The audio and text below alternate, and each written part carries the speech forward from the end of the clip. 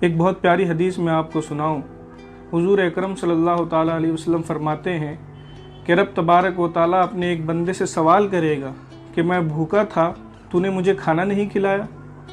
بندہ تعجب کرے گا کہ کیا رب بھی بھوکا ہو سکتا ہے؟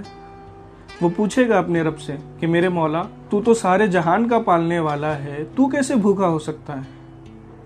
اللہ تبارک و تعالیٰ فرمائے گا کہ میرا فلاں بندہ بھوکا تھا، تو نے اس کو کھانا نہیں کھلایا۔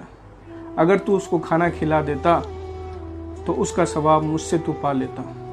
ایک دوسری حدیث میں ہے، حضور اکرم صلی اللہ تعالیٰ علیہ وسلم فرماتے ہیں کہ وہ مومن ہی نہیں ہے کہ جو خود تو پیٹ بھر کر کھائے اور اس کا پڑوسی بھوکے رہے۔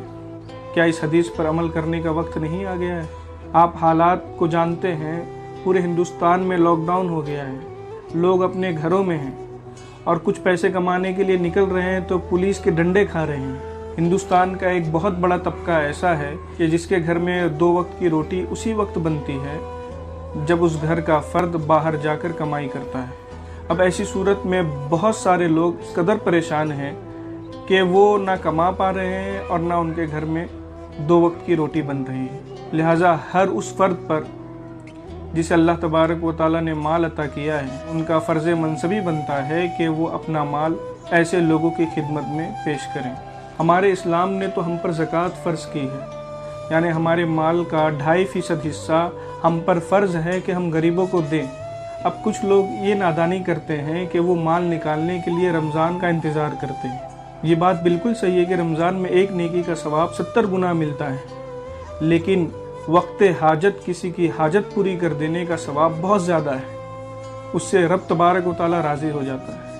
آپ ہی بتائیے کہ اگر آپ کو بہت سخت بھوک لگی ہوئی ہے اور آپ کسی سے روٹی کا مطالبہ کرتے ہیں اور وہ آپ سے یہ کہتا ہے کہ رمضان میں آنا، میں رمضان میں تم کو روٹی دوں گا، تو اس وقت آپ کے دل پر کیا گزرے گی؟ اسی طرح میرے بھائی، اس وقت جب کہ لوگوں کو آپ کے مدد کی حاجت ہے، اس وقت مدد کرنا یہ رب کی رضا حاصل کرنے کا بہترین ذریعہ ہے۔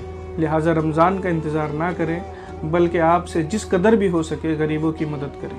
اللہ کے پیارے رسول نے فرما دیا کہ قیامت کے دن مالداروں کو محتاجوں کی وجہ سے بہت بڑی مشقت آئے گی، کیونکہ مالداروں کو معلوم تھا کہ ہمارے پڑوس میں یا اطراف میں لوگ پریشان ہیں، ان کے گھر میں کھانا نہیں پک رہا، ان کے گھر میں بچے بھوکوں مر رہے ہیں، لیکن وہ اپنا مال اپنے پاس رکھے رہے اور اللہ کی راہ میں اسے قربان نہیں کیا، اللہ کی راہ میں اسے صرف نہیں کیا۔ لہٰذا ہم سب کا فرض منصبی ہے کہ ہم ایسے لوگوں کو تلاش کریں اور ایسے وقت میں اللہ تبارک و تعالیٰ کی سنت پر عمل کرتے ہوئے بھوکوں کو کھانا کھلائیں، پیاسوں کو پانی پلائیں، محتاجوں کی حاجت پوری کریں۔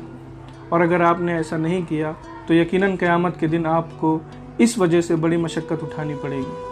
آپ کے یہاں ملازم بھی ہوں گے جو آپ کے یہاں کام کرتے ہوں گے، لیکن لاک ڈاؤن ہونے کی وجہ سے وہ اپنے گھروں میں قید ہو کر رہ گئے ہیں اور ان کے کمانے کا دیگر کوئی ذریعہ بھی نہیں ہے، تو آپ کوشش کریں کہ ان کی تنخواہ بھی آپ نہ کاٹیں اور رب کی رحمت پر بھروسہ کرتے ہوئے انہیں ان کی تنخواہ دے دیں۔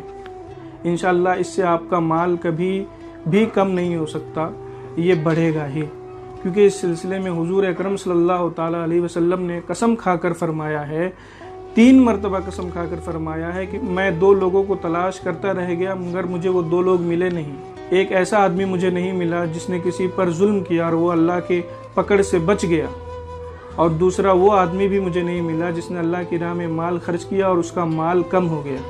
یعنی ایسا ہو ہی نہیں سکتا کہ کوئی اللہ کی راہ میں مال خرچ کرے اور اس کا مال کم ہو جائے۔ لہٰذا فرمان مصطفیٰ صلی اللہ تعالیٰ علیہ وسلم پر عمل کرتے ہوئے اپنے اطراف کا جائزہ لیجئے اور دیکھیے کہ کون کون غریب ہیں جنہیں آپ کے مال کی ضرورت ہے۔ بند مٹھی لے جا کر ان کی مالی امداد کیجیے تاکہ آپ کی وجہ سے کسی کے گھر میں چولہا جل سکے، تاکہ آپ کی وجہ سے کوئی غریب 2 وقت کی روٹی کھا سکے۔